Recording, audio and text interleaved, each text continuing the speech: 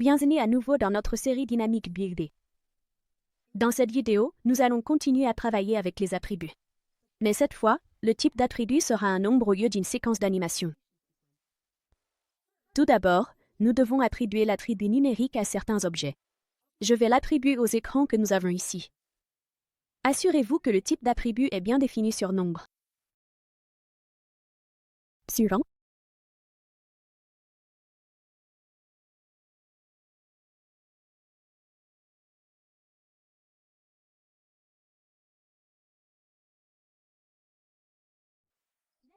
Ajoutez la requête de nœud de scène, comme nous l'avons appris précédemment. Maintenant, nous voulons créer une variable booléenne pour vérifier si notre bouton est pressé. Cette méthode permet de garder nos nœuds organisés, évitant ainsi l'encombrement dans l'événement déclenché par le nœud que nous utilisions auparavant. Faites glisser les tables expression booléenne de surveillance et ajoutez une condition si cette variable booléenne est vraie. La logique de codage est basée sur le script TLUA.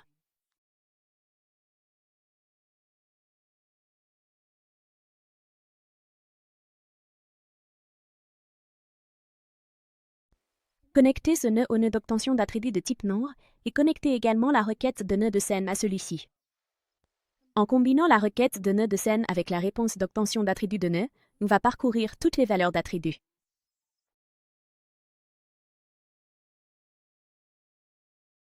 Pour stocker la valeur, utilisez la réponse de définition de variable numérique et ajoutez une nouvelle variable que nous appellerons valeur d'attribut puisque nous voulons comparer cette valeur d'attribut au compteur.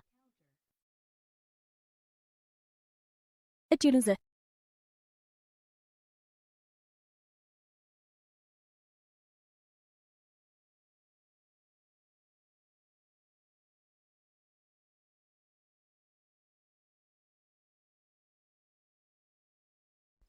La branche et la réponse d'expression pour vérifier si elles sont égaux.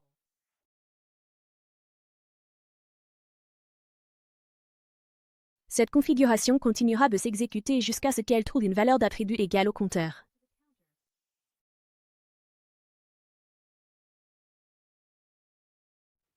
Enfin, utilisez la réponse affichée, masquée et connectez-la en conséquence. Pour obtenir le nœud de scène qui possède cette valeur d'attribut, faites glisser le canal du nœud de scène depuis la réponse d'obtention d'attribut de nœud vers la réponse affichée masquée. Une fois cette configuration terminée, vous pourrez afficher un objet en fonction de la valeur de son attribut.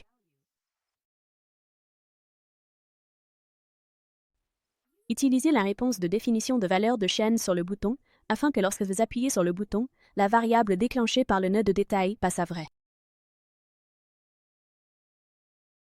Vous pouvez maintenant tester vos progrès et voir les animations se lancer lorsque vous cliquez sur les modèles.